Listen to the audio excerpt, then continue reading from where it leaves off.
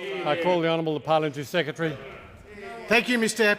Acting Deputy Speaker. Mr. Deputy Speaker, the height of the opposition in moving this MPI, the height of you. You oversaw one of the greatest public policy failures in the history of the Commonwealth, unravelling the successful Howard government initiatives to stop people smuggling. Let's remember what happened during the time of the Howard government. When John Howard left office, you know how many people were in detention who had come by unauthorised by boat? How many? Was it 10? Was it 100? Was it 500 or was it 1,000? It was 4. 4 people had come in an unauthorised manner by boat who were in detention during the time of the Howard government. And how many had come over the last 5 years of the Howard government? Was it 10,000? Was it 20,000? Was it 50,000? No, it was 300 people had come illegally by boat in the last 5 years of the Howard government. You oversaw one of the most graphic public policy failures in this country, spending more than $11.5 billion, a wasting of taxpayers' money, more than 800 boats, more than 50,000 unauthorised boat arrivals. We had the tragedy in our relationship with Indonesia over the Oceanic Viking. We had the so-called East Timor solution where you didn't consult the Prime Minister Shanana Gusmao. And then you had your so-called Malaysia solution, which was disallowed by the High Court. In contrast, we had a successful policy. So what have we done since coming back to office? We have actually done a lot to stop the boats.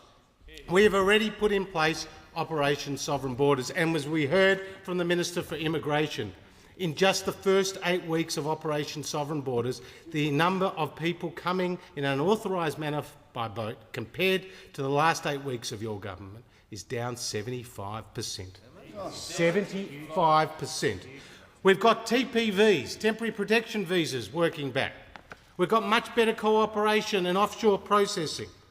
And what about our humanitarian visa program? We've re-established our humanitarian visa program to ensure that people who need those visas actually get them.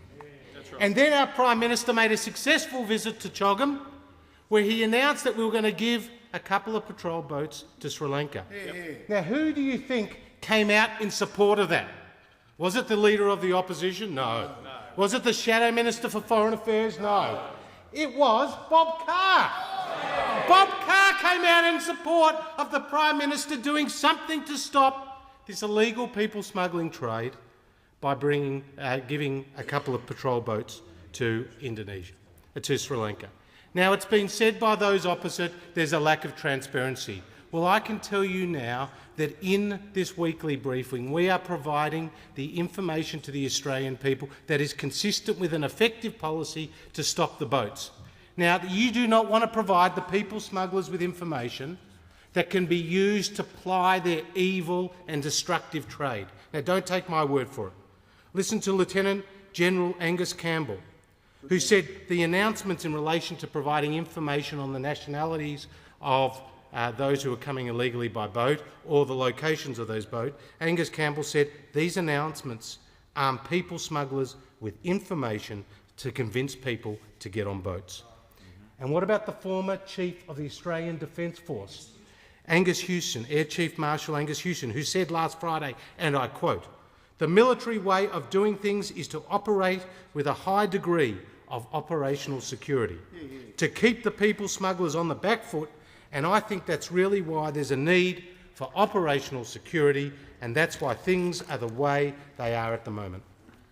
Mr. Deputy Speaker, this is an uncomfortable debate because those opposite try to portray us as being cruel on people who are coming to this country in an unauthorised manner.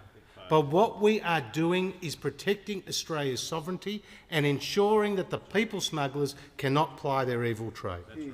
You opposite were neglectful in government and now you are neglectful and failing your duty of the opposition.